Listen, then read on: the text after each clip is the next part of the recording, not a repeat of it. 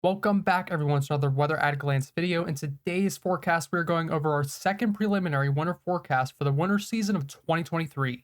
All coming up in just a bit.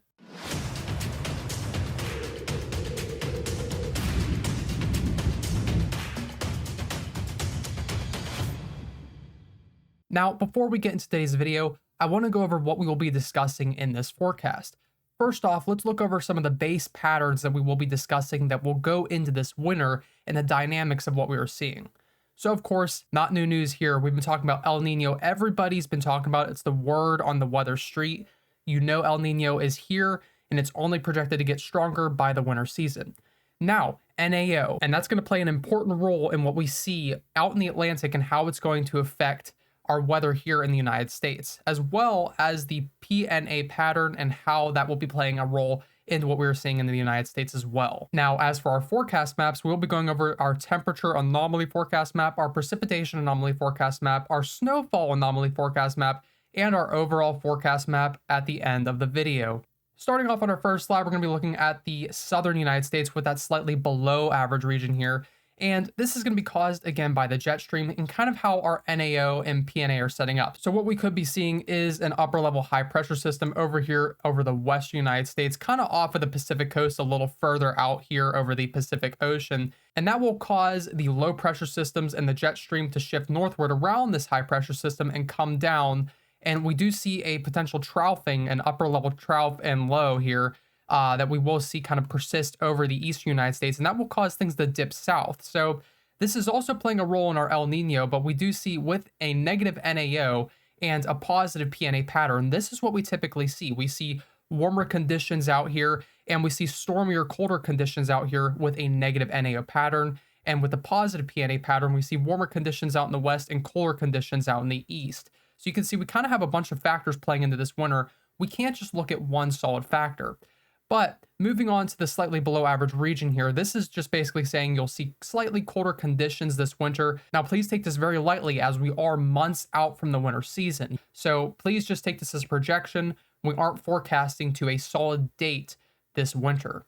But we do project that you could see slightly cooler conditions as of what we are seeing right now. Now, moving on to the more extreme region below that is the below average region. This is where you will likely notice some serious colder conditions. Now, we aren't talking about 20 to 15 degree weather here in the south. Again, we're not rolling that out either, but this doesn't mean you're going to have major frost and major freezing, but you will likely know a substantial cooling pattern in the south. So maybe if your typical temperature is 40 degrees Fahrenheit down here in northern Mississippi, northern Alabama, you may see some of those 30 degree to 20 degree temperature ranges more often than not. Now, moving up here to the north, we see the western United States and much of the north is in the slightly above average region here. Now, much like the slightly above or slightly below regions, you won't notice anything too extreme. This doesn't mean it's going to be persistently hot throughout your winter season. However, you may notice some warmer conditions at times, depending on how our dynamics set up and if they stick according to what we have said. Now, finally, we have two above average regions, one over here from Seattle, including much of Washington and Oregon, over into northeastern Montana and northern Idaho, and over here for much of the northern Great Lakes. Now, this again is caused by how we're seeing that persistent polar jet stream staying northward due to that high pressure system out over the west, kicking things more north.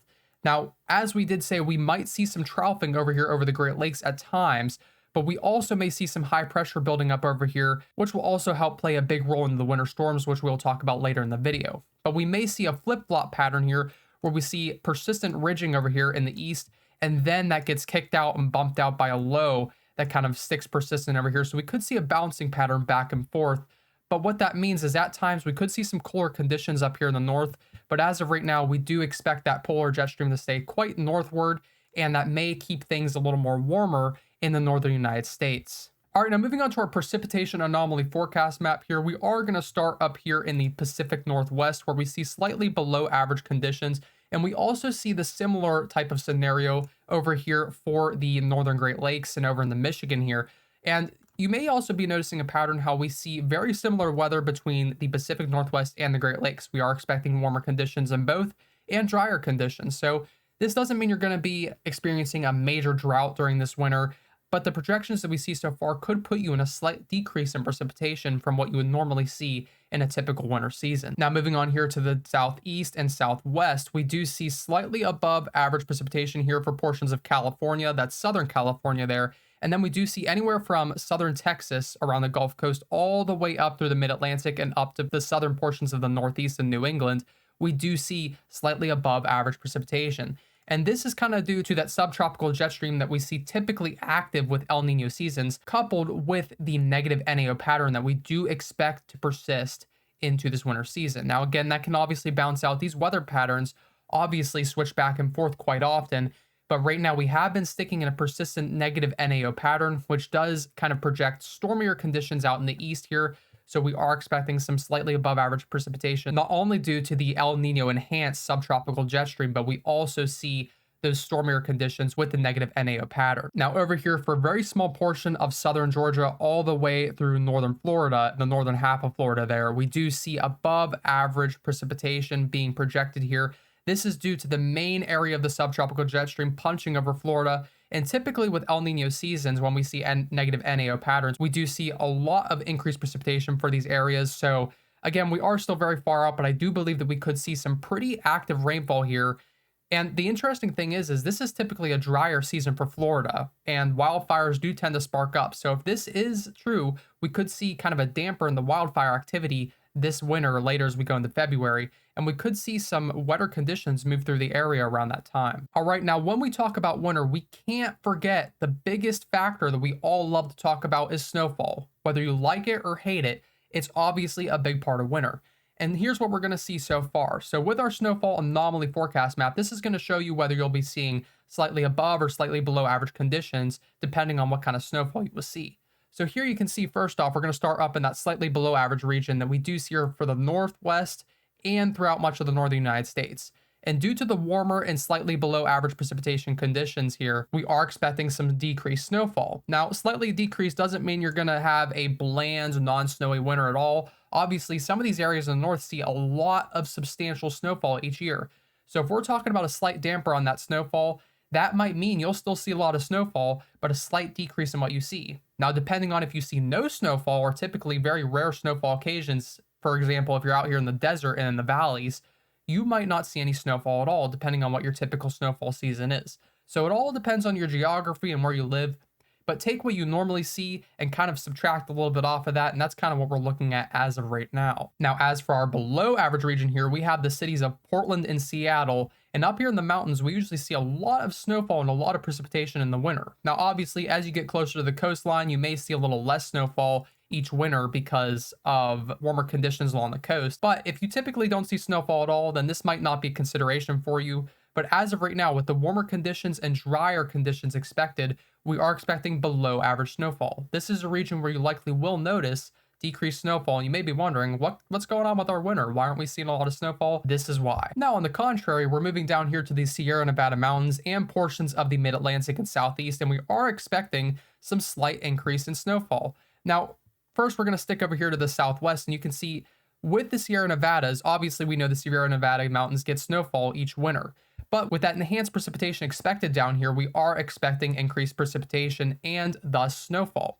Now, you may be wondering, well, why isn't the entire region in increased snowfall? And obviously, we know that a lot of the valleys and desert areas around California, such as Los Angeles, they don't get snowfall. So it would be kind of silly to place them in a region of slightly above average snowfall if they never see snowfall at all. But we do know that the Sierra Nevadas do see snowfall, and it's in that region of slight increased precipitation. So therefore, it will yield some increased snowfall if this persists. Now, over here into the southern New England area, all the way down through the mid-Atlantic and southeast, we do see slightly above average snowfall expected. In our last forecast, we didn't have any increased snowfall over this area of the Appalachian area. So we do see some increased snowfall for these areas. And I do expect this is going to be a fairly stormy region due to that negative NAO pattern coupled with that PNA and El Nino pattern all together. I do suspect this is going to be a pretty stormy region, and you might see some increased snowfall with your season. Now, over here to the above average region, this is where you're going to want to pay attention, because if you're a snowfall lover, you're going to love this region if this persists. So we do see just west of Washington, D.C.,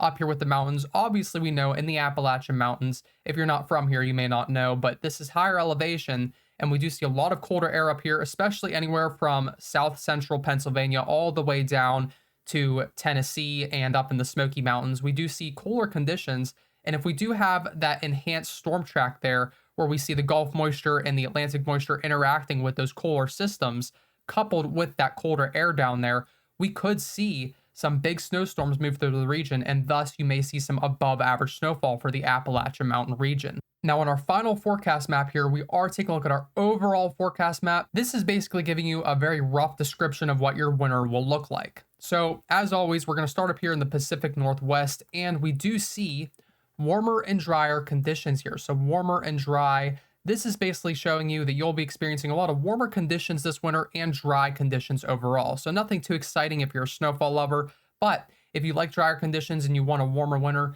this is definitely a region for you. Now down here just below that, we do see warm and dry, pretty similar to the warmer and dry region, but we are expecting just general warm conditions and relatively dry conditions. Now, obviously, we do see that subtropical jet stream will be kicking in, but I do expect that to stay more westward and not as much down here for the southwestern United States. I do believe that we will see general dry conditions across the area coupled with warmer temperatures. Now, in this bright green region here over California, we do see wet shots. I do believe that you will have some shots at precipitation, especially if we see some storm systems moving in with the subtropical jet stream. Now, we're not talking about any big storms, but we are seeing some potential moisture and storms to move off of the Pacific coast and down here into this area, which could provide some wetter conditions at times. Now over here in this bright blue region, we do see cold and dry. So again, those drier conditions do look to persist over here. In our last winter forecast, we were expecting some wetter conditions, but now with this new update, we do see that this could be relatively drier. So that just goes to show you how things can change over these preliminary forecasts, but we are expecting cooler and drier conditions for this giant region here. Now up here for the north, we are expecting warmer conditions. So here you can expect warmer conditions than what you would typically see in a winter season. Again, nothing too crazy or out of the ordinary here, but we do expect some general warmer temperatures across your winter season. Now over here for this bright purple region, this is your storm chances region. Now the reason this is saying storm chances is because this is where storm initiation could take place. With the way that the jet stream is starting to ram up here, we do see that high pressure system over here, that upper level high over here, kind of bumping that jet stream up. And then we could see storm systems generally tank down here if we have an upper level low over the Great Lakes, and that could send storms coming down this way. We could start seeing storm systems form over here east of the Rocky Mountains, and we could see those generally bringing some snowy conditions at times and storm conditions across the Great Plains. And then obviously that would enhance eastward as it collects that Gulf moisture and moves up into the northeast. But we do see some potential storm chances there in the storm chances region. Now over here in our cooler and wet region, we do see this includes much of the southern Great Plains all the way down into the southeast. We do see cooler and wet conditions. So generally you could have a lot of precipitation this winter, and you could also see cooler conditions due to the subtropical jet stream and the way that that negative NAO interacts with your temperatures. So we really aren't expecting too much of wet conditions, but we could see general wet conditions at time throughout your season. Now down here for the deep south and along the Gulf Coast and Atlantic coast, we are expecting stormy conditions. So as you expected, this is more or less going to be severe weather at times. Obviously, we have that southern heat coupled with that moisture. So we do see a lot of stormy conditions expected for this area as of right now. And then, of course, if we get some really cold dips, some strong cold fronts, we could see some chances at snow. Obviously, we're going to kind of roll that out down here for Miami. Not entirely, but we do see these southern areas. We really won't expect too much chance for snowfall, but we could see some snowfall chances up here for the northern areas of this region. Now up here for this giant pink region, this is the on and off region. Now this is similar to what we had in our last forecast, but basically this means you could bounce back and forth between the two regions. So we could see warmer conditions at times and drier, and then we could also see some stormy conditions depending on what's going on in the upper levels of the atmosphere. At times we could see high pressure build over the Great Lakes that would lock in more or less warmer conditions and kind of keep things drier. But if we see that bump out and then we see an upper level low develop, we could see stormier conditions along this area and general cooler conditions as well. So it's kind of a flip-flop region, but you could see a mix of both this winter. Now for the bright red region, you can't miss it on this map. This is the big storms region. Now, of course, that sounds exciting to a lot of people, or it could also be quite unpleasant depending on if you're a snowfall lover or not. But we generally do see some chances of bigger storms moving through the area. So that means a lot of snowfall, a lot of stormy conditions, and especially if you move over here to the mid-Atlantic, you could see some more sleet conditions depending on how warm the mid-levels of the atmosphere are. But we could see some bigger storms move through this area if that upper level low develops across the Great Lakes and we see those stormy conditions move through with the jet stream. Now, in our final region on the map, this is pretty typical every winter, but especially with El Nino years and negative NAO patterns, we are expecting nor'easter conditions here at least once or twice this winter, but we are expecting more frequent nor'easter storms to move through here this winter due to the way that the jet stream could set up. So obviously, if we have high pressure building over the Great Lakes, we aren't going to see this happen, or it's going to be very rare that it could happen. But if we do see a low pressure system develop over here, an upper level low, we could see that type of jet stream and dynamic shape for nor'easters to develop, depending on if the storm rides and the conditions stay persistent over the northeastern coastline. All right, I want to thank you all so much for watching this forecast. If you did enjoy this video, I would ask you consider following for more US forecasts free of charge. And I would ask you consider following the Weather at a Glance official Facebook page for more inside information and complimentary personal forecasts when you message me on my Facebook page. Again, I want to thank you all so much for watching, and I will see you in the next video.